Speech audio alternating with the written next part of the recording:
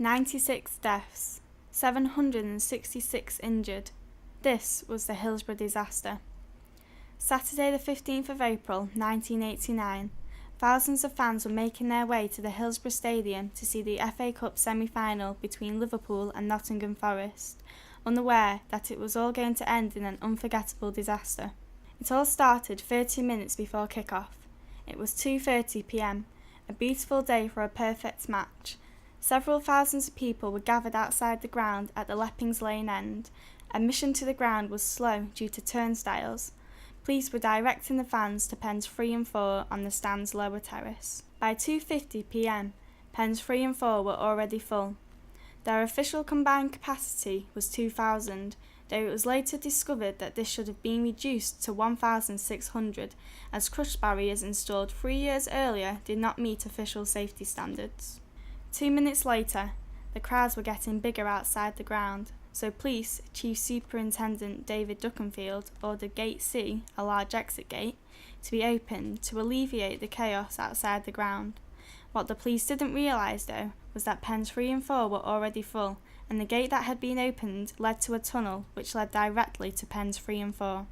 Do you think there should have been more police and organisers directing fans to the correct places? I think maybe there should have been more police where the Liverpool fans were. There was a lot of Liverpool fans and probably not many police, but I think what happened was it was a big game, an emotional game for the Liverpool fans and supporters. It was a big game for them. Fans started to flood through the tunnel without even knowing where it was taking them, but the most obvious thing for the fans was to follow the crowd. 2:59 p.m. The influx of fans in pens 3 and 4 started to cause severe crushing. Some fans started to realise what was happening, and as there was no way out, they began climbing over fences around the pens to escape. It is later estimated that more than 3,000 supporters were admitted to the central pens, almost double than the safe capacity. 3 p.m. kick-off. 5 minutes later, a crush barrier inside pen 3 gave way, causing people to fall over. Fans were really panicking at this point because it suddenly hit them that they were involved in an unfortunate event. Supporters began climbing perimeter fences or were being dragged to safety in the stand's upper tiers. 3:06 p.m. 6 minutes into the game, the referee stopped the match as it was clear by this point to everybody around that something had gone terribly wrong. Do you feel like the event was well thought out before it began? Possibly no, because Liverpool got the Leppings Lane stand in the Hillsborough, which is the smaller side due to numbers. There were 24,000 of them. I don't know how many Nottingham Forest fans there were, but I feel Liverpool should maybe have got the bigger side to Hillsborough, and this tragedy may not have happened. There were dozens of ambulances called to the scene, but access to the pitch was delayed because police were reporting crowd trouble.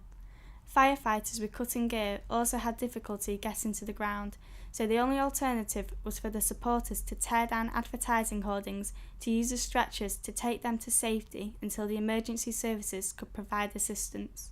Of the 96 fatalities, only 14 were ever admitted to hospital. When the FA chairman visited the control box to find out what had happened, Chief Superintendent Duckenfield had lied, saying that the supporters had rushed the gate. David Duckenfield faced disciplinary proceedings and left the force. Do you think that more could have been done to prevent the disaster? From what I've heard from the report, yes, because the police should have got more organised during, as the intendant who was not used to officiating the matches should have been more used, because 3 weeks before the disaster, the person who retired was very good at officiating matches, and Hillsborough has been one known to use the FA Cup semi-final a lot during the 1980s and 90s. The 1990 official inquiry into the disaster. The Taylor report concluded the main reason for the disaster was the failure of police control. The findings of the report resulted in the elimination of standing terraces at all major football stadiums in England, Wales and Scotland. Do you think anybody is to blame for the injured and the deaths of innocent people? Depending on the report, I think the emergency services should have maybe reacted quicker. I don't know what actually happened on the day with the injuries and stuff, but I know that I think organisation has a big part to play with it, with the police maybe getting used to as I said before, the Leppings Lane stand. Liverpool should have got the bigger side, and I think if emergency services reacted quicker, we could have had maybe fewer deaths. But I think the fans reacted well to what they did, and and they got the advertising buzz and made them as stretchers to help the injured. The authorities' response to the disaster was slow and badly coordinated. On Wednesday, the 19th of April, 4 days after the disaster, Calvin Mackenzie, editor of The Sun, a British red-top tabloid newspaper with national distribution owned by Rupert Murdoch, used "The Truth" as the front-page headline, followed by 3 sub-headlines. Some fans picked pockets of victims, some fans urinated on the brave cops, and some fans beat up PC giving Kiss of Life. After The Sun's report, the newsagents in Liverpool and many readers cancelled orders and refused to buy it from newsagents. The Sun apologised for its treatment of the Hillsborough disaster without reservation in a full-page opinion piece on the 7th of July 2004, saying it had committed the most terrible mistake in history by publishing it.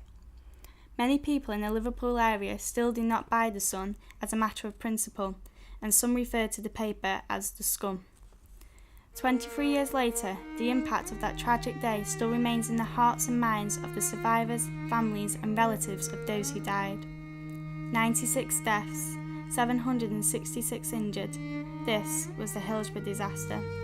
Saturday the 15th of April 1989. Rest in peace 96.